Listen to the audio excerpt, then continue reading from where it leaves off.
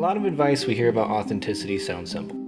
It's just be yourself, live your truth, and stop caring what people think. And I think the reason that advice can feel sometimes confusing or even frustrating is that it ignores something important. Being yourself isn't hard because it takes courage. It's hard because in modern life it's complicated, and it often comes with real costs. For a long time, I thought that if I was just holding back parts of myself, I was just afraid or I was lying. Like it would be easy if I was just braver or more confident or self-assured. But the more I paid attention, the more I realized that not only was that untrue, but it's kind of an unfair amount of pressure to put on people. I don't think people withhold themselves or perform some kind of persona because they're weak. They do it because it works. Especially in professional or casual settings, it keeps relationships stable. It keeps conflict low. It can help us get through school or keep a job or not get kicked out of the party. In other words, adapting to your environment isn't some sort of personal failure. It's a form of intelligence. The confusion starts when we treat being yourself as meaning behaving the same way everywhere. But none of us really do that, and I'm not convinced that we should or that we even want to. Just think about how different it feels to be in a restaurant versus in a classroom, or to be at work versus with close friends. We're different around family than we are around strangers. It's not as though you're a different person in each of these places. We're just operating at different levels of openness. Every environment comes with unspoken rules that we feel as soon as we enter it.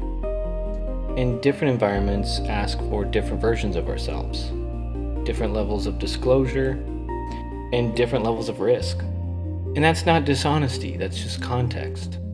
There's no problem with filtering ourselves, but there is a problem when we forget what we're filtering ourselves from.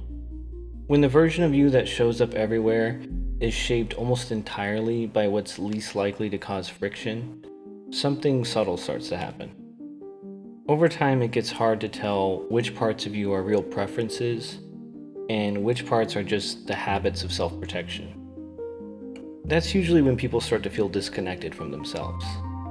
Not because they're lying all the time, but because they've been careful for so long that caution itself starts to feel like identity.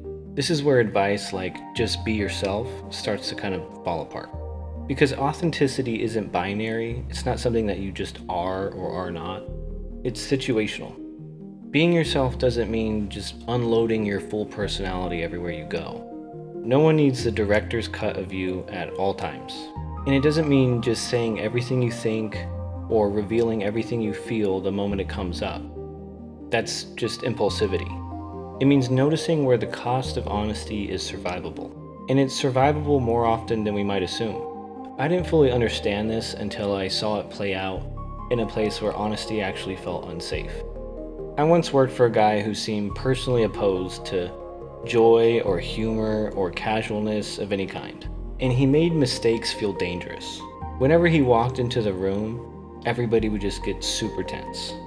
And people would avoid being honest to this guy, not because they were dishonest people, but because honesty felt risky. Eventually, I decided to say something. And I was careful not to let it come across as though it was like a personal attack. I just kept it clear and focused on the impact that he was having on this environment. And I fully expected backlash, but it just didn't happen. This person that we had all witnessed in a continuous state of confrontation suddenly just went quiet. It seemed like no one had ever told him just how he was coming across. And it's not as though being honest with him in that moment changed him somehow. People don't usually change just because you suggest that they do. But saying it mattered, for my own self-respect if nothing else. And that moment really stuck with me, not because it was dramatic, because it showed me how rarely people actually feel safe enough to be honest. And how when you finally are, the reaction you get is almost always not at all what you assumed it was going to be. Our truest selves can be pretty intense, especially for people who are not prepared to receive that kind of intensity. So like it or not, we're conditioned to small talk.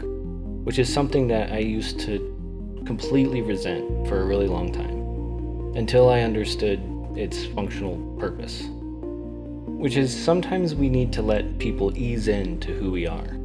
You can't really be your full, unfiltered self everywhere you go without eventually coming across as inconsiderate, or running into some kind of resistance that corrects you whether you like it or not. Not everyone is equipped to meet the most vulnerable and nuanced version of you right away. And that's not to say that those parts are wrong or too much. It just means timing matters. We often talk about authenticity like it's just another kind of performance that you prove by being bold or unfiltered. But in practice, it's a lot quieter than that. It looks like these really small moments of honesty, minor deviations from the version of yourself that feels the safest. A break in expectation, saying one more true thing than you normally would when it makes sense to. And it does take courage, but it's the kind that only we ever get to know. It's not dramatic, and it doesn't announce itself. It just risks being seen a little bit more clearly than you were before. And we recognize it when we see it because it contrasts so sharply against the usual script that people are used to. It's that pressure release when someone finally says what everybody's been thinking.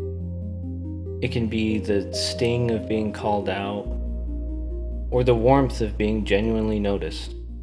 If you've been careful about showing yourself, it probably made sense. And at some point, that caution probably protected you. So the question isn't whether or not you're brave enough to be yourself. It's, are you in the kind of environment that still requires that level of protection? And you're allowed to find out slowly and cautiously. You don't have to change everything all at once. You can let authenticity show up at whatever pace you choose, in places where it feels safe, and in ways that don't overwhelm you or the people around you. Because actually being yourself isn't about consistency across environments, it's about coherence across them.